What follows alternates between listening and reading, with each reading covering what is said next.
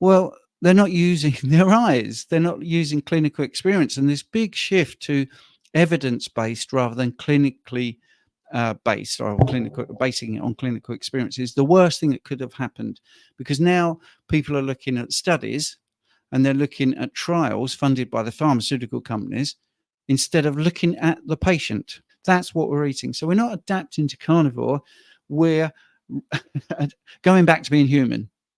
That's it. So when people say to me, wow, you're 60, you look really good, I'm like, well, firstly, thank you for the compliment, but actually, this is possibly what we should be looking like. Stephen, how did you find carnivore? Well, I was out on the beach and I picked up a little pebble, and there it was underneath. No, it was really strange, because my journey started 10 years ago on my 50th birthday. I started low carb, actually, after a history of being really poorly. I'll answer your question first, but I'll dial back to when I got to 50 and what was wrong with me. Okay, so I got to 50 and I had a few things and I wanted to resolve them, and low carb seemed to be the answer. At that point, I'd been working in rehab. I'm a specialist practitioner in obesity and diabetes. And for 5 years previously, I'd been seeing people with diabetes ignore what I was saying and getting better. So that's sort of launching point, but I'll come back to it. So anyway, yeah, I tried low carb, and all the things that I was worried about started to resolve, but not to my satisfaction. I did give it a good go, just doing low carb. So that was about 3 years. So I thought, well, if low carb has given me, 70% of where I want to be, maybe reducing carbs even more will give me even more benefits. So I went ketogenic, and oddly, at the time, I felt like I was living a parallel existence with Dr. Ken Berry, because his videos were sort of doing the same thing at the same time. Although there was no actual sort of influence there, I just found it odd that he was sort of saying things that I'd realized. So I did keto, and I did that for a couple of years, and that was pretty good. And then I heard a name I'd never heard before, which was Joe Rogan. I'm in the UK. So people in the States, when they hear me say that, can't believe it, because he's massive. But I'd never heard of him, and I'd never heard of this guy called Dr. Sean Baker, not at all. And I did. When I got to just before my 55th birthday, I started to watch what he was saying, and I'd never heard of the carnivore diet, none of that, although I think I was sort of naturally getting to that. And I thought, not only is this brilliant, as I work as a coach, I was an advanced personal trainer, specialist practitioner of obesity, diabetes, trained phlebotomist, all the stuff, doing all the stuff. The more I was learning, the more I realized, I've got to keep my eyes and ears open to everything. So that it made total sense to me to try carnivore for 30 days. But not only that, I signed up for MeetRx to become an online coach. So I was trained by Sean and did all the qualifications there. Got to the point actually on his daily meetings, when he wasn't there to sort of front the daily meetings, it was me that stood in for him. So it was a really good experience. Lots and lots of people on carnivore, loads of success stories firsthand. So I thought I'd try it for 30 days. Here I am at age 60, and 5.5 years later, basically loving it. All the benefits of carnivore have been amazing, absolutely amazing. So if I just dial back to how I got to think about it in the first place, I'd actually come from a place where I should have been the poster boy for the food guidelines, because I didn't smoke, I didn't drink, I ate less, and I moved more. And I was eating all the things I should do, allegedly, like fruit and veg, skim milk, avoiding red meat, avoiding saturated fat. I was an advanced personal trainer. I'd actually got one person to the Olympics as a javelin thrower because they were type 1 diabetic. That's why I was involved, because I had that specialist practitioner status. And I should have been fabulous, but no, I had lower left quadrant pain, had to have a colonoscopy. My mother had died when I was 23 from colon cancer. She believed the food guidelines and fell for it hook, line, and sinker. So I was brought up in that environment. My dad had died when I was 10, by the way, and I'd lost a girlfriend's breast cancer by the time I was 23. All of these were all plant-based, all avoiding all the stuff that allegedly are really bad for you, and all eating the things like bran and bran flakes and, like I say, skim milk, avoiding fat, and didn't do them any good. My mum actually had colon cancer, and the reason I mention that is because when I had my lower left quadrant pain, I just naturally assumed, here I am in my mid-40s, I'm going to follow my mum, I'm going to get colon cancer, this is my number. So I had a colonoscopy. that was a bit of a wake-up call. I also had a coronary artery calcium scan of 639. So my heart was shot. My colon was potentially shot. Because I was a trained phlebotomist, I now knew I was pre-diabetic on the way to being fully diabetic. And I was working in a rehab situation where the only people getting better were the people that were doing low carb. So this whole thing, I can remember sitting in that room after the colonoscopy thinking, wow, this is crazy. I'm getting fatter and sicker. I'm running 10 miles a week. Those medals are for running, by the way, which was in my 40s. That picture's there, me winning a singles title in tennis. Oh, that's me getting my honours degree in physiology and health sciences. So I had everything. Those pictures and trophies are there deliberately to say to people I was doing everything right, in inverted commas. And of course, I got fatter and sicker because the truth was I had fallen for the food guidelines. I believed the American Diabetes Association, and I was doing everything wrong. So 180 degrees from that, eating saturated fat, eating red meat, lower carb, not touching the fruit and veg, don't need fiber, all of those things, everything resolved, absolutely everything. So I'm not diabetic anymore. I've now had a decade of not going to the doctor, a decade of not being sick. I've worked every single day. Dave, you'll get this if you're doing online content. You don't tend to have a real day off because you're always thinking about content or editing or putting it out or answering stupid comments you get from people that don't understand what you're saying. And that's been brilliant. The last decade has been absolutely brilliant. Here I am at 60. I'm still learning, by the way. If I sound like a big know-it-all, that isn't the case. I think the more I learn, the more I realize I don't know. Every single day is a learning experience, and that's what's lacking in the allopathic medicine arena, because now I've got over 1,000 clients, over 200 video success stories, and the doctors don't want to know. The mainstream don't want to know. We all know it's about money. We all know it's about profit.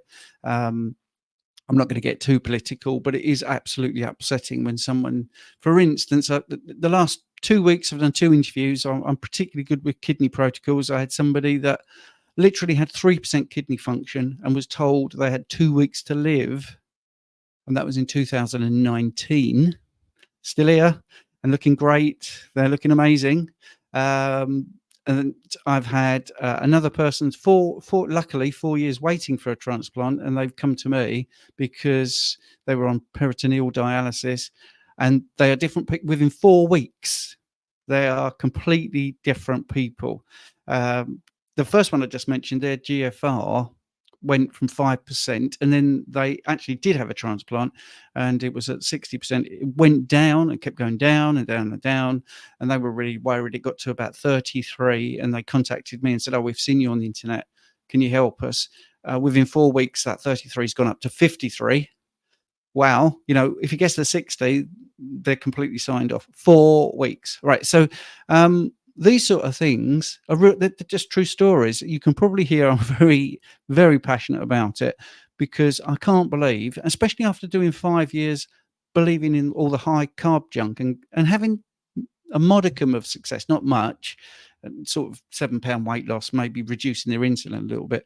So especially in the last 5 years, having people off their medications, off their blood pressure medications, off metformin, reversing kidney disease, which is definitely something you can do. And for the idiots out there, I understand that nephrons die, they don't come back, but you can return function. And that's what you're looking at, the filtration, the function of that kidney definitely can be reversed, because we've seen it time and time again. In fact, I'm doing the Carnivore conference here in the UK in a couple of weeks, and I'll be doing some case studies. And I'll also be doing some videos about those particular people to go through it. So, yeah, how did I get to be carnivore? Well, I did what I just talked about, but I was a consumer and I was watching these success stories. I was totally with the physiology, especially once I realized that my degree was telling me all this. All my books were telling me this, but I just had to dig deeper than what the recommendations are. And I will give you a really good example. Recently, a friend of mine, a very close family friend, thought they had leukemia. And I was looking at the research into leukemia, and I found a brilliant 3-minute thing from the mainstream medical sort of sphere, if you know what I mean. Doctors and nurses talking about it. 3 minutes about leukemia. In the middle about a minute and a half, they were saying, what are the risks? What could possibly bring on leukemia? First thing they mentioned was radiation. The second thing was chemotherapy drugs. By the third minute at the end, they said, what is the treatment? They said, first line of treatment is radiation and chemotherapy. Not joined up thinking. I mean, there in a 3-minute video about a very serious subject, you can just go, wow. So colon cancer for my mum. My dad died of cancer. My girlfriend died of breast cancer. I now look back and I just think, oh my word, if I knew then what I know now, I would have definitely helped them so much and just opened their eyes to what was going on. But anyway, enough of that. That's a very long answer. Hopefully you won't have to edit Wow. any of that. So that's an amazing story. Like, to go through that and to have the experience of losing so many people, and also in the back of your mind, probably having that kind of messaging that's been passed through to us the whole time about, meat causes cancer, red meat causes colon cancer, and all that kind of thing. And then still going, you know what, hearing Sean Baker and Joe Rogan, and then going, I'm just going to go for it. Mm. You have healed, and you're helping other people to heal as well. I mean, that's amazing. It's very satisfying. I mean, I sleep well at night. I do worry about the bills because I think, as you've alluded to recently, YouTube is not friendly to this way of eating, and definitely not keen to have the success stories on there. So I'm looking at other outlets, but it's ridiculous that the truth is suppressed or the narrative is controlled, shall I say, because it's not about getting people healthy when you go into the medical system. And I'm sorry if it upsets doctors, nurses, and stuff like that. You might be being misled. This is the thing. And you're not seeing these results because the people in your sphere are following the standard duty of care. And this is what I find, you see. A lot of people say, well, this can't be true. Doctors say, it can't be true. The MS people I've had who've seen lesions stop, they get cross. They look at the images and go, this can't be happening. This never happens. And the reason they're not seeing it is because most of the people I deal with don't want to go to doctors because they are getting well and the doctor just gives them a load of grief. So, for instance, they'll go in and not tell them they're eating carnivore or keto even, or even low carb, actually. And they'll go in and I don't know, their body composition is great. On average, I see people lose sort of 30 pounds at least, many a lot more than that. But let's say they'll go in and say, well, look, doc, I've lost 30 pounds. My blood pressure is normalized. I don't need my diabetes medication. And the doctor will say, well, yeah, you look great. What are you doing? And they'll say, well, I'm doing carnivore. And the doctor go, oh, that'll kill you. Well, they're not using their eyes. They're not using clinical experience. And this big shift to evidence-based rather than clinically based, or basing it on clinical experience, is the worst thing that could have happened, because now people are looking at studies and they're looking at trials funded by the pharmaceutical companies instead of looking at the patient. It's so obvious to me. And, every single day I have someone telling me something stupid online about, say, for instance, diabetes.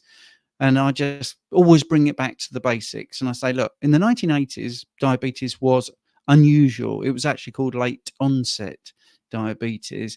And it wasn't like 1 in 3 people had it or could potentially have it.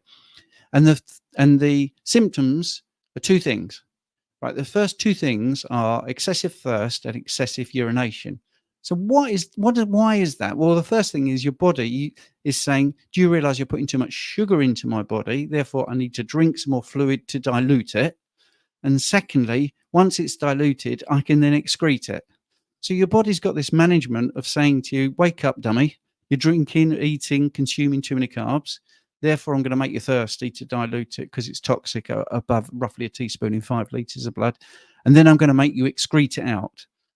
Now, that's what's happening. That's the diabetic complications then start to come in if you ignore that, where your blood glucose goes up, and you might gain some weight, or you might feel lethargic, or you might start having some neuropathy, some tingling and all that.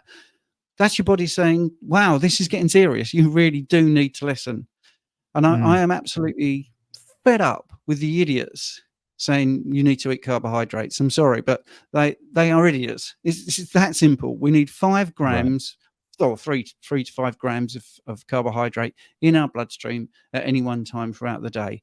And where we get this stupid, you need 120 grams for your brain. Yeah, that's over a 24-hour period. And it's, yeah, I've got the book where this comes from, the chemistry book, where it was first stated, this categoric number, and it does not say you need to eat dietary carbohydrates. It's just saying the energy usage, and we make our own carbohydrates, not essential. So I feel it's one of those things that, yeah, it's very satisfying, but it's also very frustrating how much misinformation is out there. And then when you do these success stories, you're badged, or me, I'm badged. I'm going against community standards. Cross out community and put advertisers or pharmaceutical standards, because you're not going against community standards. The community wants to know, how do you reverse type 2 diabetes? So I have a person does it. Let's say in 7 weeks, off their metformin, looking great. That's a true story. And yeah, people Right. say, well, that's an N equals 1, but that's not. When you've got 200 people doing it in a year, it's data. That's what it is. Exactly. And like that's so well said.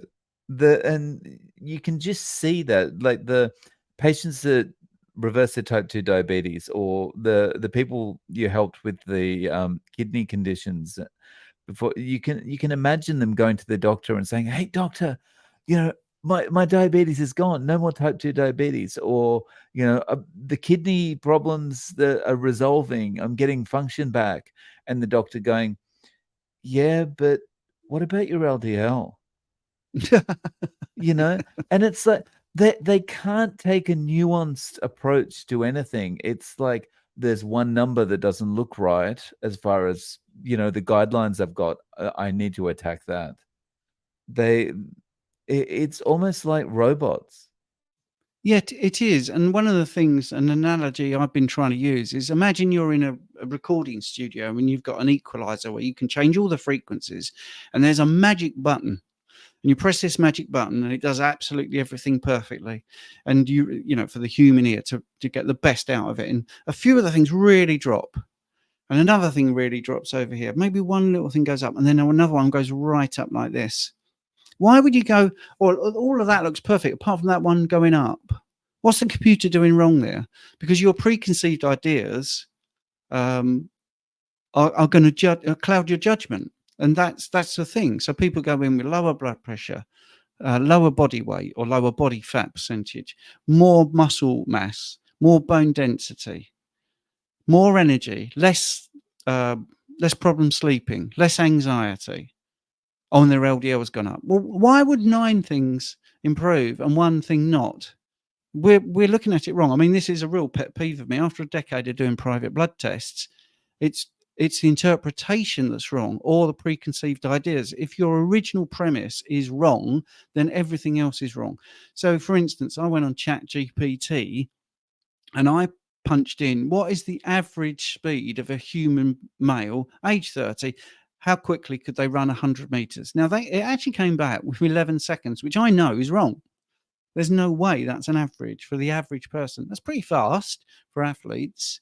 So if I misread that data and I think, oh, right, 11 seconds, that's what everybody in my clinic should be running, and I get that first false premise, then every time I test them, every time I get them to run 100 meters and it's over 11 seconds, I'm like, oh, there's something wrong here, because my premise is wrong, not them. And then I could say, oh, we need to give you drugs to lower your number. We need to lower that number. And they'll be like, well, look at me. I'm feeling great. My blood pressure is great. It's the best I've ever felt. Yeah, but that number's wrong. And this is where LDL is wrong. And when you look at the fact it all is based on a 70-year-old fraud and feeding rabbits cholesterol, which is where it all comes from. It comes from this ridiculous um, study where they're feeding rabbits the wrong food. It's a bit like getting cows and saying, right, stop eating the grass. We're going to test you on this meat to see if meat's bad for you. This is exactly the right analogy. So those cows start to feel really poorly. Ah, yeah, it's red meat. Red meat is making you feel poorly. Exactly the same with cholesterol. It's absolutely ridiculous. We know that the Sugar Foundation, we know that for a fact, that they bribed 2 Harvard researchers for the equivalent of $50,000 to not implicate sugar, but to implicate fat. So anyone that's going down that route of LDL, and I know there's a lot of polite, respectful to and fro within this community, but I'm not one of those people. There's just nothing convincing about LDL at all. Nothing causing you problems. And in fact, everything points Mm. to it not being causal. There's no way you can prove cause and effect with epidemiology and adjustments and Mendelian, adjustments as well, because it's ridiculous. You need the hard data and the hard endpoints. And when you do look at hard endpoints, the people that die of a heart attack, over 50% of them either have normal or low cholesterol. And there's even diseases where you have low cholesterol causing huge problems.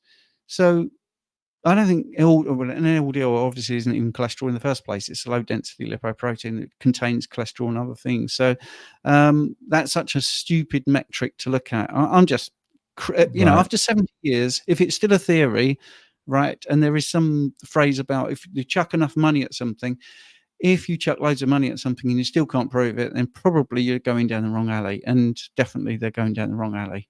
I spoke to a doctor today about, why doctors can't kind of step back and think critically about things. And the answer I got is kind of along the lines of, because basically their training is like being in the military, they just obey commands and that kind of thing. And it's very top down.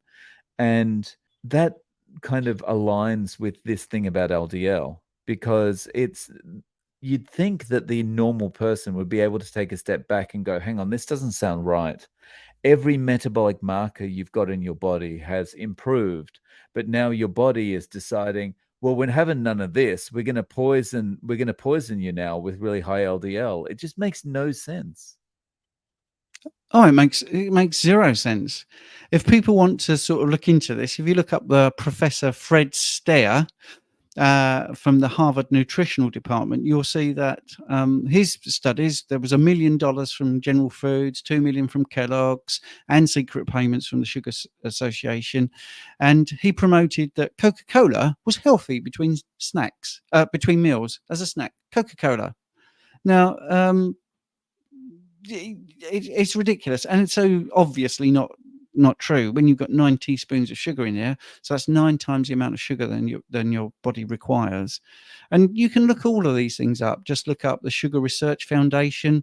Just even Google can't seem to hide all this. Oh, they're trying to, by the way.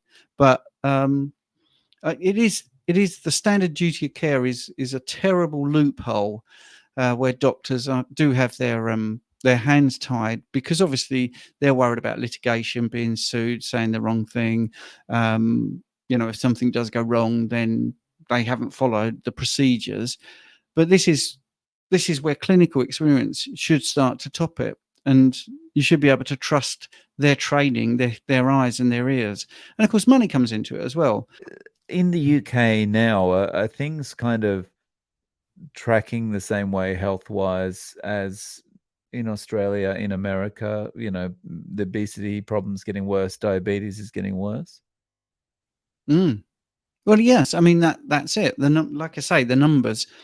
A lot of people are saying, "Well, it's genetic." Well, why wasn't it genetic in the 1980s? What are we doing? We've all changed our genes, and yes, I do understand epigenetics, but it's nutritional. It's not genetics, because if I can get somebody in who's tried everything, and that's a real common phrase when people come to Carnivore. I've tried everything else, right? So it's the last resort. And I say, I'm going to do this and this and this. Now, when I do the kidney protocol or diabetes, I always have a list of foods that I think are good, and I also include some things that aren't carnivore, but are reasonably okay, just to show that I'm pretty open-minded. And I always say, the more you stick to the top of the list, the more chances of your success. If you really can't do this, at least try this. All right. So, which is actually that second kidney case. That's how they started, and their peritoneal dialysis, which is done through the sleep. And for people that don't know, they do it at home. That improved almost instantly once we took out the 10 foods to avoid, which incidentally 5 of those are strongly promoted to help your kidney. And it was quite funny because when I said, these are the 10, we'll come back to diabetes, sorry, but these are the 10 foods that I would avoid, there was big laughter in the room because the wife actually said, that's all he eats. And I said, well, there you go. Those 10 foods, that's what's put you where you are. So proof of concept there. So anyway, same with diabetes, right? So you can go through what are you eating, and I try not to say, right, well, stop all that, start this. And I look at what is, I'm going to nick a phrase here, what is a game changer? What do we need to keep in? So I try to model it to be realistic, because I know what's coming. The better they feel, the easier it will become to get rid of the other foods that are a bit problematic. So let's say they give me a list of 20 things they're eating, which they really struggle to find, because there's not much variation in the Western diet or other ways of eating. It's not knocking other ways of eating. It's just the facts, really. So they tell me what they're eating, and we look through. All right, you can keep that. That's good. Oh, you eat chicken. That's good. You eat duck. That's great. You have eggs or whatever. Obviously not if they're coming from vegan or vegetarian. And then just say, right, okay, simple thing is we're going to do this, this, and this. Sometimes it's when they eat as well. They might be eating late at night. Just shift that a little bit. But the bottom line is, within, on average, sort of 4 to 7 weeks, they start realizing that a blood glucose is just much easier to manage. And obviously, you've got to be very careful with the dosage. I always recommend that they speak to their doctor, physician, attending nurse, whoever it is that is talking about their medications, because obviously you've got to you require less insulin, basically. That's it. And different types of insulin, obviously. You could look at our insulin, which is much better than most others. But anyway, that's another story. So anyway, that's what we do, get them eating in a different way, not drinking loads of Coca-Cola, even though apparently it's great for as a snack between meals. And they just manage their blood glucose much easier. Can't believe the difference. Occasionally they'll say, why was I never told this? And I will always say, because that's not what you're trained when you're in that position. I was there. I had to do it when I did my, once I was doing the specialist practitioner's role. Let's not get too bitter. Let's just move forward. There's nothing you can do about that. It is upsetting, but we're here. I was pre-diabetic. I feel for it all as well. And then they start to realize that there's a potential to come off these medications, and they'll trot out the line, but I was told this was chronic, progressive, irreversible. I'm like, yeah, well, it is if you eat the wrong things. And so they eat the right things and they get off their medication, metformin being obviously one that's pretty prominent. So it's easy to do. And then that proves the concept, doesn't it? That it isn't genetics, going back to that, because at no point did we change their genetics. We didn't do that. Yes, you could say we're changing the epigenetics, but 7 weeks? Come on. It's the food. Yeah. It's the nutrition. Yeah. You just said something there that I think is a really good way of getting the message across to someone who's convinced that the kind of the standard way of thinking is must be right. When they say, "Why was I never told this?" It's because, the assumption is always that you're never gonna change your diet. So, of course, you're always gonna have this Yeah. problem, Yeah. this diabetes. But if you decide, I mean, it's wrong that they're not telling you the other side of things, that, you could actually reverse it if you didn't continue eating the way you were. But, now, if you don't continue that way, then you will have success. Yeah. That's, that's a good way of framing it, because it avoids any, I think it avoids the pushback that people might normally give, because you're going against the messaging they've heard all their lives. Yeah, absolutely. And I mean, one of the things that I learned was that, I'm old enough to remember that they didn't want blood glucose monitors in the hands of patients. They didn't want them to be able to control their destiny, because they thought that was a bad, dangerous thing. Well, that to me says where their headspace is, what they're thinking, how they're treating their patients. Because that was one of the things when I first went low carb, I would say, you can test what I'm saying. You can get a glucose monitor and you can eat a Snickers bar, and the next day you can eat a banana and you can see what the difference is. And there isn't much. Or you can eat this is a big one, oatmeal. You can eat your porridge and see what it does to your blood glucose. How long does it stay up? Now, there is another thing that people don't really understand. There's a couple of things that I talk about in phlebotomy, but also with diabetes, is they look at their average blood glucose. Now, if your average blood glucose, let's just for sums make this easier. I'm not saying it's ideal. Let's say it's 100 milligrams per deciliter, and you imagine that it's like this. Well, it could be like that on Carnivore, but it could be a peak of 150, then it could drop to 50, then it could go up to 150, then it could drop to 50, then it could go up to 150 and drop to 50. This is the classic sort of sugar crash, wanting to eat 2 hours later, but your average is still 100. But you haven't taken into consideration these terrible spikes. Now, what happens when it spikes? You increase your insulin. And also what happens is your insulin, because we're eating foods that are absorbed quicker, they're more refined, you get the inappropriate biphasic response from the pancreas, and it's worried about the toxic levels of sugar. So it does the sensible thing and brings it down rapidly. But it's an inappropriate response because we're eating the inappropriate food. It's not the pancreas that's wrong.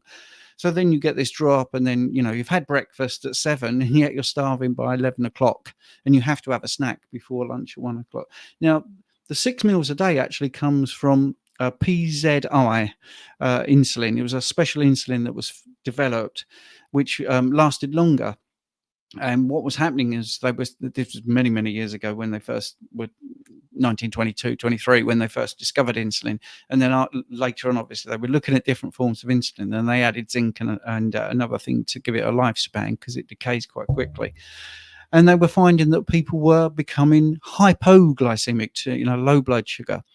So this is where the 6 meals a day comes from, not for health, but to be able to keep taking your drugs. So they say, the way to get around that is to eat 6 times a day. So that's all, BS as well. And when it comes to health, it's all down to the pharmaceutical companies. Again, that's all researchable. You can look that up. PZI, insulin, what did it do? What were the problems? And you would find this information out. And that was their answer. Their answer wasn't to look at changing the dose or changing the regularity of injecting, because they thought people was too stupid and too lazy. So just let them eat 6 times a day. Absolutely ridiculous. So the whole thing about diabetes does drive me nuts, actually, because it's so obvious that it's all about a carbohydrate toxicity, and yet there are still people out there that think you should eat lots of carbs, and that's patently not the case. Yeah. I always like the analogy that Gary Fettke used in one of his speeches at Low Carb Down Under, when he talks about, like, you wouldn't give if someone has a peanut allergy, you wouldn't give them peanuts and then just say, "Shoot up with this EpiPen," right? You would Yeah, take the peanuts away from them, right? So someone who reacts badly to carbohydrates, well, most of us, you wouldn't continue to give them the you shouldn't continue to give them the carbohydrates and then just say, "Use the insulin when you need it." yeah, it's obvious as Yeah. well. I mean, Yeah. that's a great analogy, and I will steal that, but I will attribute it to Gary Fettke, who is brilliant, by the way. But it's going back to bloods, for instance. People do still believe the HbA1c. Now, there is a huge problem with the HbA1c, and it's a calculation. It's not a direct measurement, and it's also something you need to talk about on a bit broader spectrum, because it isn't just your hemoglobin that's being glycated. And for those people that don't really understand, that it just means sugar is sticking to a protein. That's all really glycation is. If it's sticking to your hemoglobin, it's also sticking to other proteins and other things. But the HbA1c is assuming that your red blood cells live 120 days. Now, when I first trained in phlebotomy, you're taught about hemolytic anemia. So you have to stick with me, Dave. I'm going to explain this. And you're told to ignore the HbA1c in hemolytic anemia because the red blood cells die too soon. So that calculation doesn't work. So when I started looking at carnivores in particular, was saying, I don't get this. My continual glucose monitor is saying my blood glucose is really good. My average is really good. If I ever go and have any bloods done, my fasted insulin is really good. My fasted glucose is really good. And also I've done a C-peptide, like you said, to work out my production of insulin. It all looks really good. And yet my HbA1c is rising. It's like, yeah, because your red blood cells are living longer, and it's throwing out the calculation. Just like the hemolytic anemia, they die too soon, it makes your HbA1c artificially low. If your red blood cells live longer, it makes your HbA1c artificially high.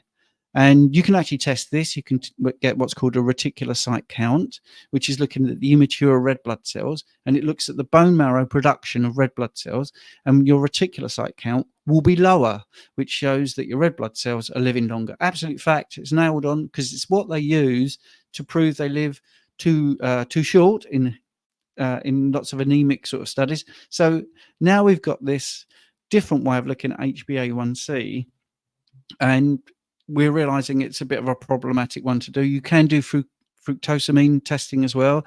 Many people think that's about fructose because it's got that word in it, but it isn't. It's still glucose, but it's still glycation of different proteins. And that is a good test as well. But that gives you a 2 to 3 week average of your glycation. So you know, if you're really worried and want to get into the weeds, you can do a lot more. You can do the reticulocyte count, you can do the fructosamine and the HbA1c, fasted insulin, fasted glucose, C-peptide, and you're pretty much golden then, because you'll see that the HbA1c will be, like we talked about, the LDL. All these other things are great, but that's gone up. Well, hang on a minute. That's a calculation. And do you know what's really interesting? If you look at the EGFR, which is the estimated glomerular filtration rate of the kidney, you look at the HbA1c, and you look at LDL, they're all calculated. None of them are direct measurements. And they're all the problematic ones that everyone talks about. It's all a calculation. And if you're going back to that thing about the wrong premise, that's the problem, because all the normative ranges, all the normal ranges in bloods are based on an average person, not a fit person, by the way, an average person, and even most average people are not that particularly healthy, eating 40 to 65% carbs. So again, you're not comparing like for like. And yeah, there's so much nuance to this. I mean, I had somebody the other day, oh, my triglycerides really high, really high. They have come down doing carnivore, but they're still too high. And I said, well, how long are you fasting for? He said, well, both times 18 hours. I said, well, there's one good thing here. You did the same thing, but it's too long, because once you're fasted for that period of time, you're getting breakdown of fatty acids, and it's going to be transported around the system as a triglyceride. And therefore, you are not comparing yourself to the normal ranges. So you need to either accept the trend and continue doing your 18 hours fast before you do your bloods, and accept that your number might be slightly higher than what everyone else is talking about, or break your trend, do a 12-hour fast, and then you know where you are compared to other people. But even then, you're still comparing a high carb diet with a zero carb or low carb diet, and that's what we need to get into. It's a bit like if you and I went out and we did a run of 400 meters, and then we compared our results to, you know, Usain Bolt. You know, there's no comparison. We'd be slow and old and rubbish. But if we then compared ourselves to people of our age eating a standard Western diet, we'd be golden.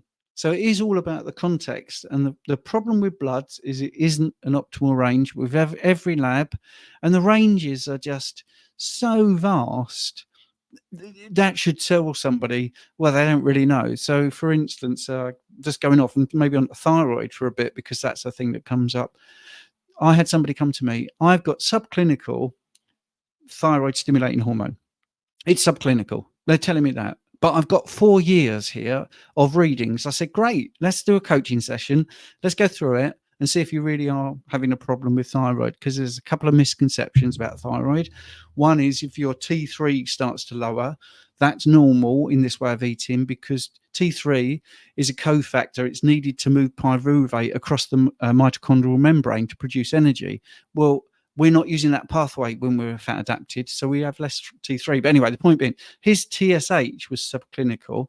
I put it on the screen, actually, and we did a video a little bit about it, because he allowed me to show people in our school community. I run a small community, which is like $4 a month, but we really get into the weeds. And all over the 4 years, his TSH, the range was 0.4 to 4. So there's a 10-fold increase in that range. But his was subclinical. It was 0.37. Now, subclinical sounds really bad. All it means is yours is lower than the range, subclinical. But he also had all his T4. and his T4 needed to be between 10 and 20. And every time it was sort of 15, 16. So over 4 years. And I said, right, I won't give you his name, but anyway, I said, right, sir, let's have a look. What does TSH primarily do? He said, well, I know that. It's to make T4. I said, well, let's imagine you're the first person on Earth, and these are the first blood tests, and we're working out what is the range of TSH that we need to get the perfect amount of T4. Now, you've got 4 years of perfect T4.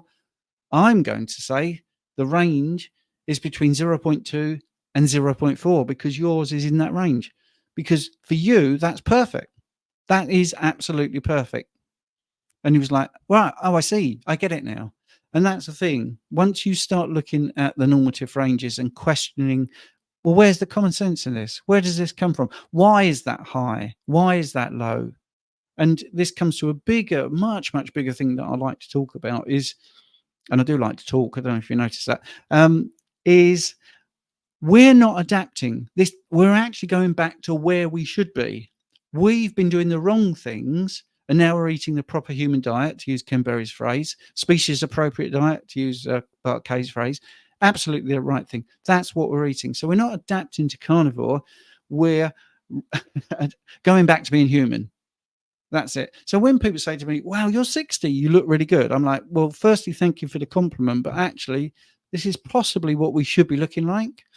So anyone that you're comparing me to who's 60, who doesn't look as vibrant or as healthy, they're probably looking older than they should look, rather than I look younger than I should. So I think when people start to question all the things that they've been brainwashed to believe, and I meant brainwashed when I said it, then you can start to get more out of this way of eating and stop worrying so much about all the things, because there's a reason why T3 goes down. There's a reason why the HbA1c can sometimes go up. There's a reason why your EGFR might go down. It's the wrong test, by the way, unless you've had a transplant, which we could get into. But if you're waiting, if you've never had a transplant, then the best thing is a cystatin C test. And there are other ways to even measure LDL, for instance. If you get into the fractions, if you're really bothered about it, I mean, I'm not, but if you're bothered about it, you can get into the fractions, the particle sizes and numbers. You can get into big and fluffy and small and dense. You can get into all of that. What's really weird is that LDL estimation or reading doesn't account for that. So you could have tons of big and fluffy, buoyant, fantastic LDL, which incidentally, I don't buy into any of the LDL causal thing. But if you still want to hang on to that, just look at the ridiculousness of the fact that you could have really big, fluffy, buoyant LDL and hardly any small, dense stuff and still get the same reading as if it was the other way around. So anyway, went off on my high horse. So no, I appreciate it, because these are some of the clearest explanations I've ever heard about these things. I really appreciate it, because I've heard people talk about, for example, the carnivore HbA1c being elevated, and that's because they live longer and stuff. But your explanation was very clear, like very easy to understand. And I think just based on what you said there, one thing really strikes me as very different to, if you look at the people that would kind of poo-poo carnivore, and there's a lot of influencers out there poo-pooing carnivore. What you've just said is a nuanced discussion about all the different things. When they're poo-pooing carnivore, their discussion is never nuanced. It's just like LDL high, bad, finished. These guys are killing themselves. That's as far as their discussion goes. And that's part of the reason we're in the state that we're in, is the discussion is never nuanced, whether it's the discussion with your doctor or whether you're listening to an influencer, right? Well, they never make sense, and they don't hear themselves. They don't join themselves up. They go on about fiber, and they say, oh, because it feeds the colonocytes and it makes short chain fatty acids.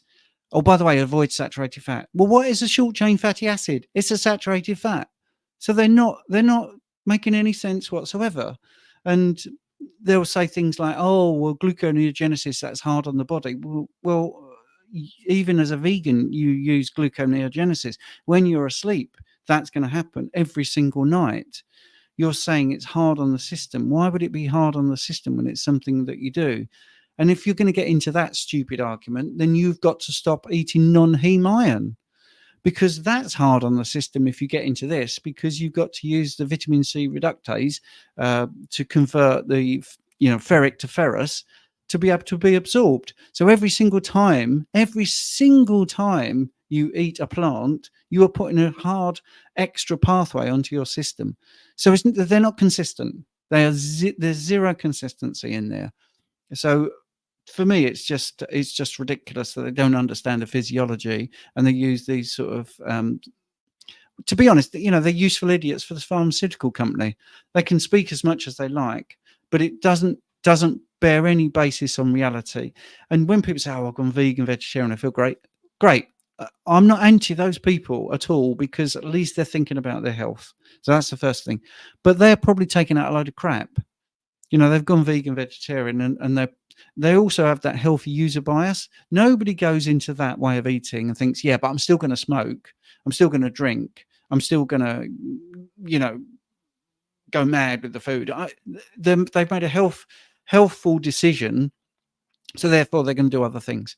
And when they present studies, they never look at, well, what classes as meat. Now, I'm one of those people that loves things firsthand. I have to do everything I can, which is why I did the phlebotomy and the obesity, diabetes training, why I did the advanced personal training stuff, and why I did the honours degree in physiology and health sciences. I like to do all that, but I also can't beat sort of having boots on the ground and actually meeting people and seeing what the difference is. So I signed up for a study. I signed up to be in over a weekend and observed while they did a study. And when we got to the food questionnaire, before I was accepted, by the way, there's no, when they said, do you eat meat? There's no, yes, I eat grass-fed beef, I eat steak, I don't eat pizza. So when we look at these studies about red meat, you have to look, if don't want to sort of be too preachy to people, we have to look at, well, what was the food? Was it really low carb? Was it really meat they looked at? And it never is. I mean, I've seen so many studies where when you look at what qualifies as meat, it's pizza, ham sandwiches, all this sort of stuff. Absolutely ridiculous. So I think that nothing beats people, and that's the point. So I see people, they reverse their type 2 diabetes by removing carbohydrates. Well, that's pretty nailed on, that carbs are a problem. Now, when you look at a vegan, says, yeah, I went vegetarian and vegan and I reversed my type 2 diabetes. Well, that could be because you removed all the processed food that had sugar in and loads of carbohydrates. Simple as that. Or you change your lifestyle. Could be those things as well. I tend to have people come to me that are training, are working out, are doing all the things, not smoking, not drinking, but still having a problem. So the only thing that changes is the carbohydrate intake, and that resolves their type 2 diabetes. So these are just facts. I mean, I'm very confident now. 5 years of carnivore coaching, if someone comes to me, I just feel I can say to them, right, this is where you will be at some point, and it will happen. It really is that simple. And like with the kidney protocol, the function returns. I mean, that's what happens. Simple as that.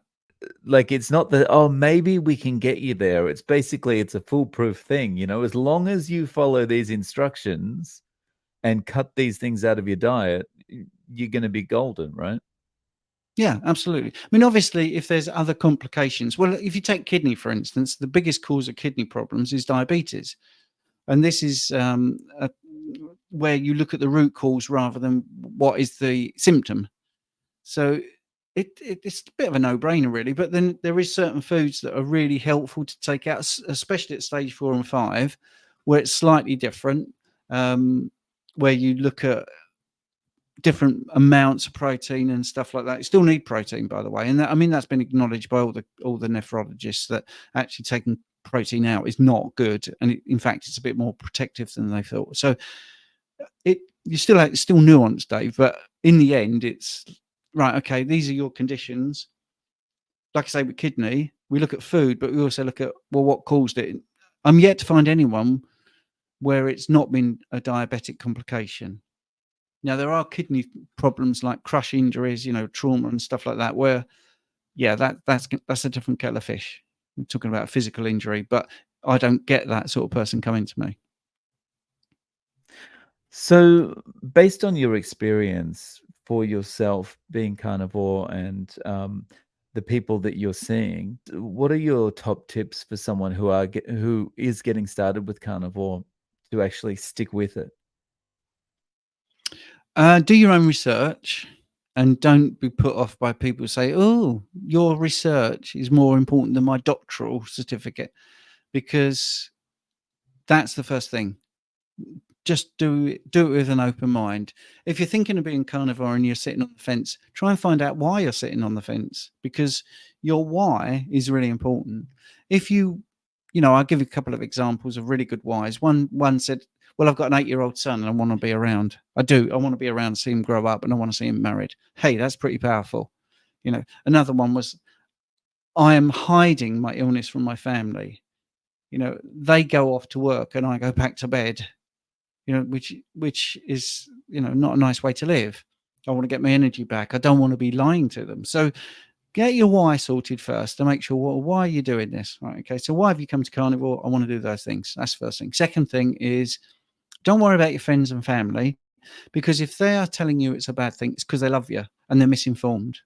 You be the example. I always say this to people: let them say those things, but you stick to your guns. And then in 6 months' time, if they really do love you, they will never give you any more grief, because they'll see this fitter, slimmer, more energetic, probably reverse aged person in front of them, and it's very hard to argue with that. So once you've got that in your head, then just do it. But transition.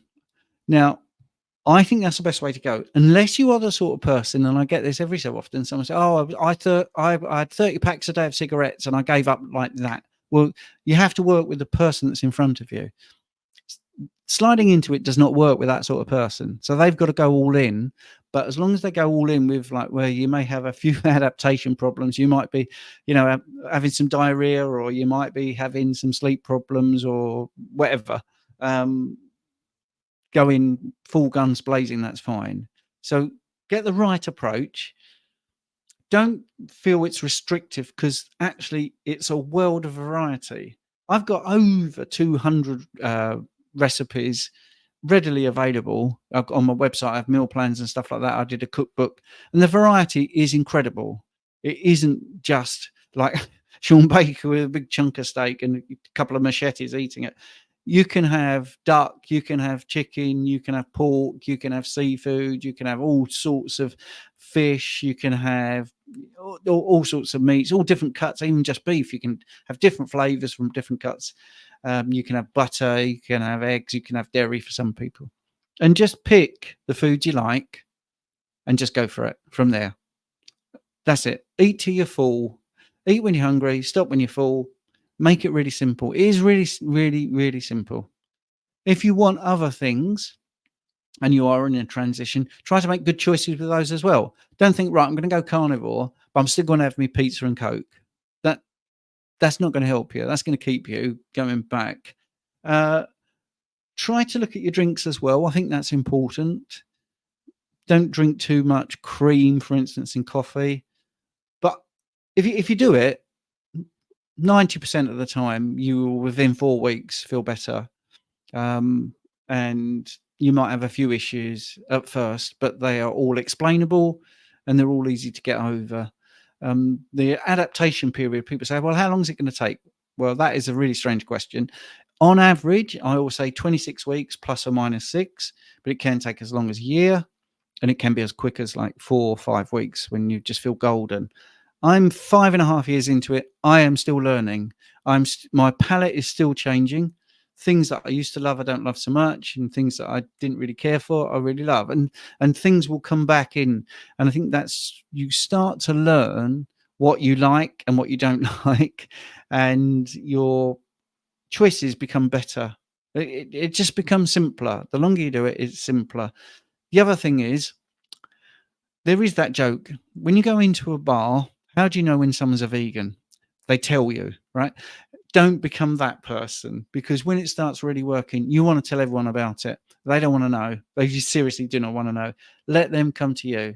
If you're carnivore, you're ketovore, whatever it is, whatever you've done, keep it to yourself until they say, hey, what are you doing?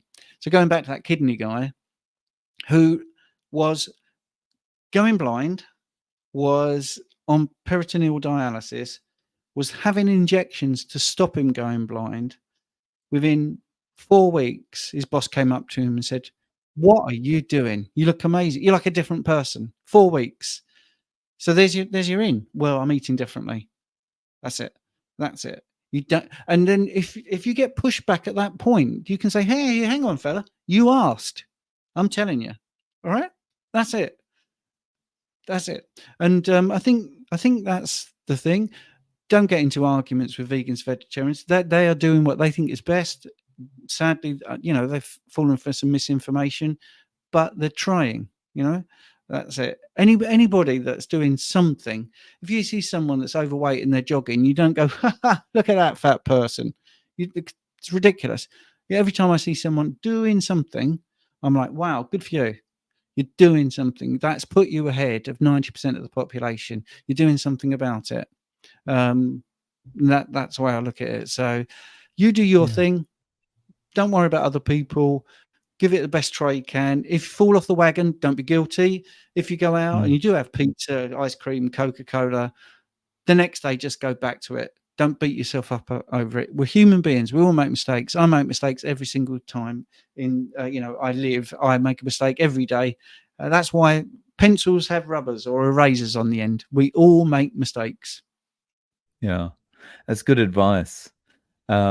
Yeah, and you took me back to my school days in Australia when you said pencils have rubbers on them. Yeah.